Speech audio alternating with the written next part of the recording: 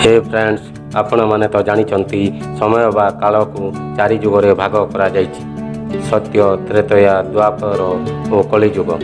एथि मध्यरु आमे कलिजुगरे अवस्थान करुछि, जोठारे समस्तक मन अशांति मानसिक दुश्चिंतार अतिबाहित होउछि एवं धर्म चारि भागरु एक भाग बंची रहिछि। चारिपटे अहंकार, प्रतिशोध, लोभ और क्रोध ही आम मानव समाज रे काया विस्तार करि चलिछि।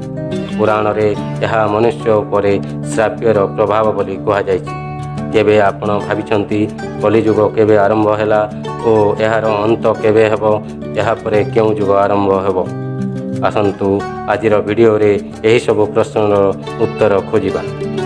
पुराण और धर्मग्रंथ अनुसार जुग परिवर्तनर यह 22तम चक्र चालुछि। भागवत रे यह कहुଯାଇଛି। गीता अनुसार परिवर्तन सृष्टिर एक नियम अटे, जेउठी आत्मा गोटे शरीर त्याग करी आउ गोटे शरीर को प्रवेश करे। दिन परे रात्रि आसे, जेमिति समय अनुसार ऋतु बदली थाए, ठीक सेहीपरि एक निर्दिष्ट समय अतिक्रम कला परे ब्रह्मांड रे जुगर परिवर्तन होइथाए। यह अटल सत्य। पुराण रे कलिजुग को नहीं एक कहानी वर्णना करा जायछि। एथिरे जणे महानुभव भगवान श्रीकृष्ण को पचारि थिले, एबे तो द्वापर जुग चलीछि, यहा परे कलिजुग आसिबो, तो मनुष्य कलिजुग को चिन्हिब केमिति? तेबे एहार उत्तर रे श्रीकृष्ण कहिथिले, जेबे पृथ्वी रे पापर भार बढ़ीजिब तेबे जानिब कलिजुग आसी जाइछि। कलिजुग आरंभ हेबो स्त्री मानक केशरू। एही जुगरे जेमिति स्त्री माने केश को आभूषण बोली भाबुछंती, किंतु एही केश को कलिजुगरे स्त्री माने काटिबा आरंभ करिबे। उभय स्त्री और पुरुष माने सुंदर दिशिबा पई केश उपरे रंग लगाइबा आरंभ करिबे। कलिजुगरे काहार केश लंबा और कला देखा जीवनी। जो दिन पुत्र पिता उपरे हाथ उठेब बुझीनेब कलिजुगर आरंभ हो जाइछि। सबु परिवार रे कलई और झगड़ा आरंभ हेबो। निज घरे निज लोकंक उपरे आक्रमण करिवे। सही समय रे बुझीनेब कलिजुग चरम सीमारे पहुंची जाइछि। यहा परे स्वयं मु ब्रह्मा और शिव एकाकार हो जीवु। आउ जेबे कलिजुग पृथ्वी उपरे माड़ी बसिबो, तेबे आमे 3 जण मिसी एही कलिजुग को शेष करदेबु। यहा परे एक नुआ जुगर आरंभ हेबो। हिंदू धर्मग्रंथ अनुसार कलिजुगर आयुष 4,32,000 वर्ष लंबा अटे एवं एबे कलिजुगर प्रथम सोपान अतिक्रम करुछि। कहुए कलिजुगर आरंभ ख्रीष्टपूर्व 3102 वर्ष पूर्वे आरंभ होइतिला। सही समय रे समस्त 5टी ग्रह यथा मंगल, बुध, शुक्र, शनि और बृहस्पति एक संगे 0 डिग्री रे अवस्थान करथिले। यार अर्थ यह जे कलिजुग 5121 वर्ष अतिक्रम कर सारी एवं 4,26,880 वर्ष आयुष बाकी रही। यार वर्णना ब्रह्म पुराण रे करा जायछि। ब्रह्म पुराण अनुसार कलिजुग शेष समय रे मनुष्यर सर्वाधिक आयुष मात्र 12 वर्ष होइजिबो। एही समय रे लोकमानंक उपरे द्वेष और दुर्भावना चरम सीमारे पहुँचब। कलिजुगर आयुष जेते जेते बढ़ी चलिब, सही अनुसार नदी गुड़िक सुखीजिब। अन्याय और अत्याचारी लोकमानंक संख्या बढ़ीजिब। धन लोभरे जणे आर जनंको हत्या करिब। मनुष्य पूजा पाठ व्रत उपवास करिबा बंद करदेव। गाई दूध देवा बंद करदेव। मानविकता रहिबनी। झील मैंने सुरक्षित रहिबेनी। सेमानंकु निज घरे शोषण कराजिब। निज घर लोक सेमानंक उपरे व्यभिचार करिवे। बापा झील भाई भौणीर संपर्क रहिबनी।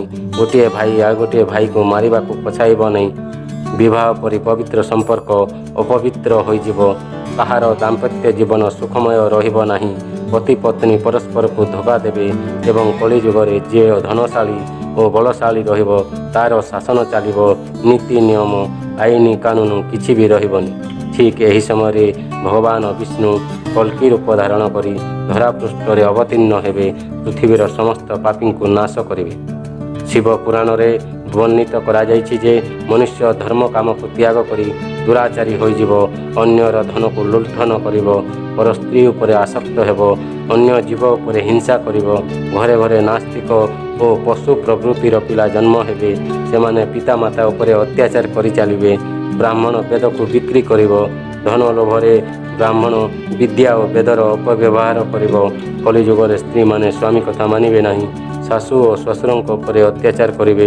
ଫ୍ରେଣ୍ଡସ୍, ଶିବ ପୁରାଣରେ ବର୍ଣ୍ଣିତ ଏହିସବୁ କଥା ଆଜି ସତ ପ୍ରମାଣିତ ହେଉଛି। ମହାଭାରତରେ ମଧ୍ୟ ଶ୍ରୀକୃଷ୍ଣ କଳିଯୁଗର ଅନ୍ତ ବିଷୟରେ ଉଲ୍ଲେଖ କରିଛନ୍ତି।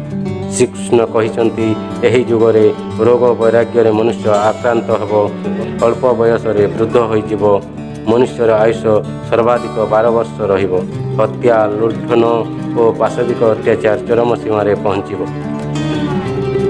ଶ୍ରୀକୃଷ୍ଣ ଆହୁରି ବର୍ଣ୍ଣନା କରିଛନ୍ତି ଯେ କଳିଯୁଗରେ ଯେତେବେଳେ ପାପର ଭଣ୍ଡାର ପୂର୍ଣ୍ଣ ହୋଇଯିବ, ସେହି ସମୟରେ ସେ କଳ୍କି ରୂପ ଧାରଣ କରିବେ ଏବଂ ପୃଥିବୀକୁ ପାପର ଭାରରୁ ଉଦ୍ଧାର କରିବେ।